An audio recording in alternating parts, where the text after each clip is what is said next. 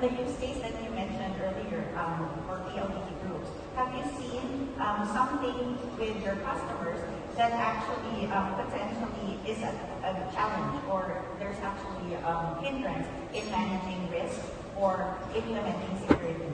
And what are the things that you've done as a PLDT group to manage these risks? That's a very good question, Michelle. So to me, I mean, in PLDT Smart, just to share again, because we are on a use case perspective, we are offering the data that we have in PLDT group as a practice to be shared to our audience today for you to learn something about it. So for us, cybersecurity is a top-down approach. You need the common challenges of most organizations, especially the customers that we're talking to, is the support of the board, of the top management. So even though you identify all the risks, all the vulnerabilities that you have in your organization, but at the end of the day, if you didn't get the support of the board, how would you get the funding to be able to implement your security implementations, right? So that's the number one challenge for me. So I'll give you a scenario, right? So when I was in the cybersecurity operation group of PLDT, I was the one presenting to the board in terms of the procurement of all of this, cybersecurity gears, right? So one time, I was supposed to present to our chairman, MVP, and to our board, the president of SMART and all our advisors.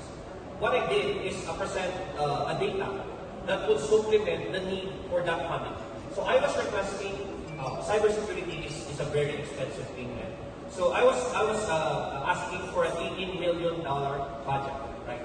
So how could I convince the board that we need to invest this amount of money? So what I did is I attacked our own network. I presented the data of the attack thrown at our network. So we launched an attack on the particular infrastructure. This one we are gearing towards a tier 2 firewall that is indeed in our infrastructure. And guess what? 99% of the attack went through. So one of our top executives asked me, so Alex, with the data that you are presenting now, are you saying that this is a scary thing, right?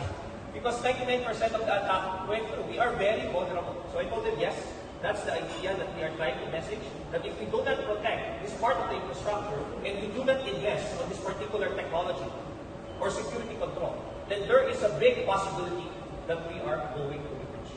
On the first year of doing cybersecurity in PLDT Smart, we are like police officers, a bulldozer.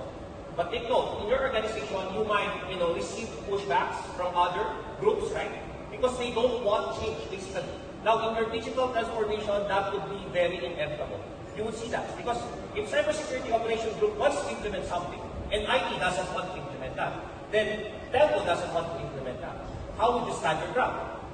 Cybersecurity is a position of authority. You need to be very clear about what you want to do in your organization, number one, and how you would execute it, regardless of what other groups may think or what the board sees it. But at the end of the day, if you're able to message it correctly to the top management and to the cross-functional team, you will be able to implement a successful cybersecurity strategy. Again, I will go back to the messaging of Michelle. Cybersecurity is not only the responsibility of your CISO, of your CIO, or anyone in the cybersecurity group. It is the responsibility of all employees within the organization. So we have to inculcate that culture of cybersecurity, vigilance, paranoia throughout the organization. And this is not an overnight thing. We've been doing this for the last 4 years, right? And we got progresses, right? We progressed in the road of, putting this as a culture in PLDT group. But we need the support of everyone in the organization. That's how you would succeed in your cybersecurity journey and in your IT digital transformation journey. Thank you. Thank you, Alex. And I want to hear from you about what are the practices that a CIO or a CISO or even a security professional can do so that they can balance the need for digital transformation against the risk of cyber threats and attacks.